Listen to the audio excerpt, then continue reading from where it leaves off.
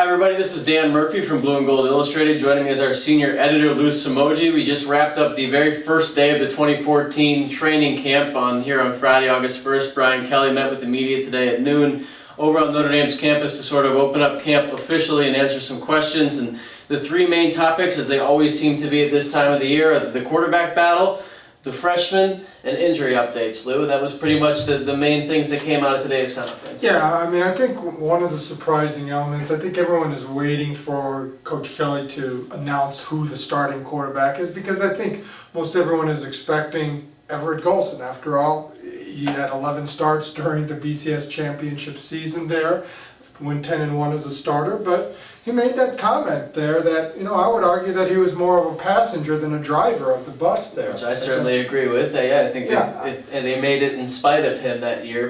But I don't want to say in spite, because, right. For a redshirt freshman, true sophomore, he did a heck of a job in that situation. But I think it tends to be forgotten that Notre Dame ranked around 70th in both red zone offense and overall production that season. And, you had to win a lot of games, 13-6, and just a lot of slugfest, where Tommy Rees also had to come off the bench 4 times to help salvage the season. Yeah, we'll get a chance to see those guys in action Monday and be able to report a little bit more then. I think one thing I'm interested in looking at when looking at the quarterbacks is just how they sort of command the offense, whether Zaire is comfortable out there sort of being in charge, calling plays, knowing where he's going, that type of thing. And the same thing with Golson, who's been away for a while, and that was something they wanted him to do more of when he was last a starter in 2012, as he really taken a big step forward there. I think that can be an important part of him taking over that starting role as camp continues.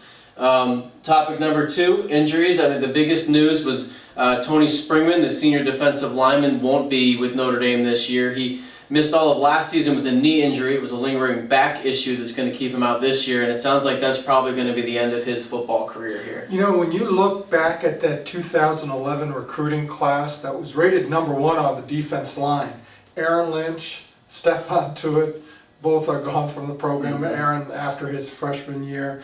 Brad Carrico and Tony Springman are both out now, career-ending injuries there. Now, you're still waiting kind of on Ishaq Williams to make that bust-out year to really live up to the hype that he came in with. And then you don't know what you have yet with Chase Hounshell, who missed the last 2 seasons with a torn labrum. Right. So that's why we often say that you generally, at the absolute minimum, need to get 3 defensive linemen, and at least usually 4, because the margin of error is so high, especially along that defensive line with injuries and so many other things. And this is a prime example, because Tony Springman had a really fine season in 2012, coming off the bench with Sheldon Day to give some relief to the Stephon Tuitts and the Lewis Nixes and the Cameron Lewis Moores up front. And now you're just going to have to rely a little bit more on some of the freshmen. And Brian Kelly pretty much indicated that guys like Daniel Cage and Peter Makwa,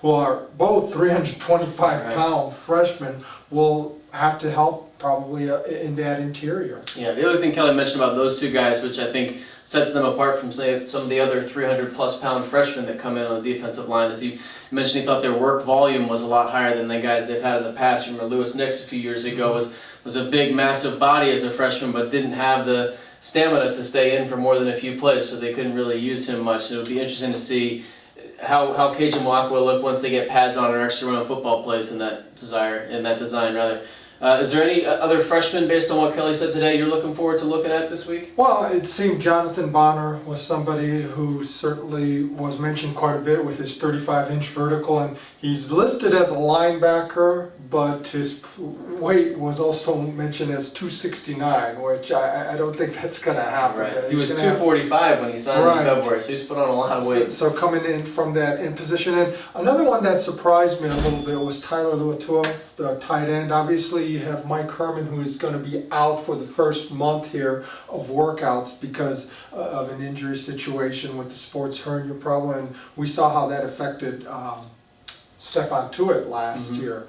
So now you're dealing with, you got Ben Koyak, the senior, as the incumbent coming back, and then you have Durham Smythe, who Kelly just spoke about very glowingly, the sophomore, making an impact there as the second tight end and maybe even as an inline blocker. But at 260 pounds, I think they're looking at Luatua, and I believe he turned 17 this fall. Yeah, young So guy. he's kind of that Romeo Aquara coming in a little bit pretty young. So I was kind of surprised to see that, but Aquara played as a freshman too on special teams mainly, and for somebody coming in from the West Coast that young to have such a physical role, and we'll see if that transpires, but he seemed pretty confident in stating that he's going to have that role.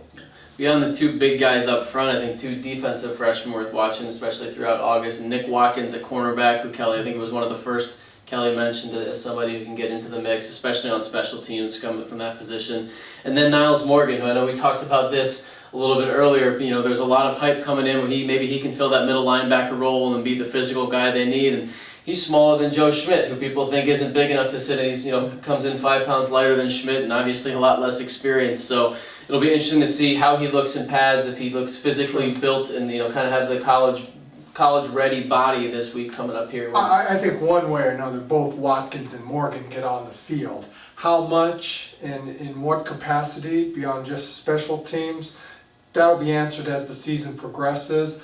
The second half of the schedule, starting with Florida State on October 18th, is when it becomes a little bit more treacherous. You're going to be facing the triple option with Navy, a great passing attack with Bobby Petrino in Louisville, Northwestern spread scheme that is so diverse and can be dangerous, and of course, USC out there and Arizona State out there, that they can be pretty prolific teams as well. So I think that first half of that season there is where you can really kind of get some of the initiation in, so that in the back half you might be a little bit stronger. Some quick notes from today. That's going to do it for us. We'll join you on Monday from Culver Academies down in Culver, Indiana, where Notre Dame will open its first practice of the August 2014 season.